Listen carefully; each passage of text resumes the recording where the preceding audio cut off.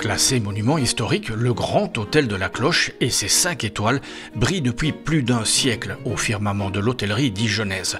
Albert Ier, Grâce de Monaco, Bourvil, Louis de Funès ont signé le livre d'or et sans doute pris un rafraîchissement au bar où nous attend Mathéo. Donc ici moi je m'occupe de la partie bar, je suis en stage pendant 1 mois à Dijon. Donc ici moi j'ai 2 périodes dans la journée, de 10h à 15h et de 18h à 22h. Un étage plus bas, nous retrouvons Ulysse en pleine action. Malgré leur avancée, un client vient de commander une salade de Saint-Jacques. Chef, le plat est validé? Oui, je valide, oui. Très bien. Bon, quelques remarques quand même. Achille, qu'est-ce qu'il t'a dit le chef?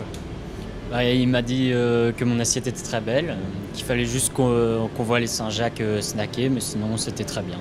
4 jours seulement après son arrivée, voilà donc Ulysse plongé dans le chaudron infernal.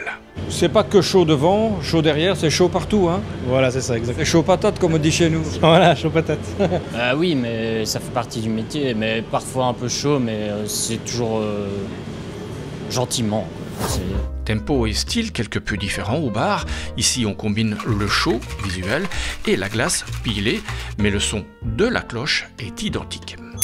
Alors ici justement ce qui est très sympa c'est que le chef barman il a voulu faire l'inverse de ce qu'on pourrait penser d'un bar, d'un hôtel 5 étoiles, donc très strict, tout ça. Ici c'est très décontracté, donc c'est pas strict, c'est pas un endroit où il va y avoir des règles sur absolument la lettre sur 2 choses. Après forcément bon, voilà, il y a des choses qu'on peut pas faire. Et surtout des choses à connaître sur le bout des doigts. Le cocktail préféré de James Bond. Le dry martini. Dry martini. Oui, monsieur. Allez, au tour d'Ulysse d'être mis sur le grill. Tu as la recette des œufs meurettes? Non, parce que c'est pas moi qui les prépare, mais je sais comment on fait. Mais... Bon, rien de bien grave, il reste encore 3 semaines de stage. Pareil qu'on apprend sur le tas. Oui, on apprend sur le tas, mais lui il a appris avant. C'est pas ton premier stage, j'imagine? Non, j'ai déjà fait des stages avant. Tout ça. Au château du Milord et à l'Air du Temps. 2 étoilés et ennuyés, jolie référence pour Ulysse, la balle est maintenant dans le camp de Mathéo. Moi j'ai fait mes études aux ETH à Saint-Guilain, donc quand j'étais en 6e, j'ai été sélectionné pour le concours Spa Barman Junior, qui a malheureusement été annulé, et donc j'ai reçu la formation pour le faire. Donc c'est là que j'ai découvert une vraie passion pour les cocktails, ça m'a tout de suite plu, donc j'ai décidé de venir m'inscrire dans l'école la plus proche. Et manifestement, Mathéo a trouvé sa voie. Le simple fait de me dire que me lever pour le matin pour aller au travail, ça me fait sourire.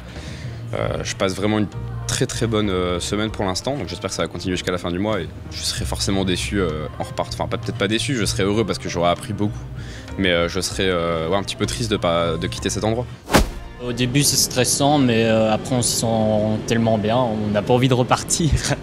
Heureux comme Mathéo et Ulysse qui, grâce à Erasmus, ont fait un beau voyage. Si je devais donner un conseil, foncez parce que voilà, c'était vraiment cool.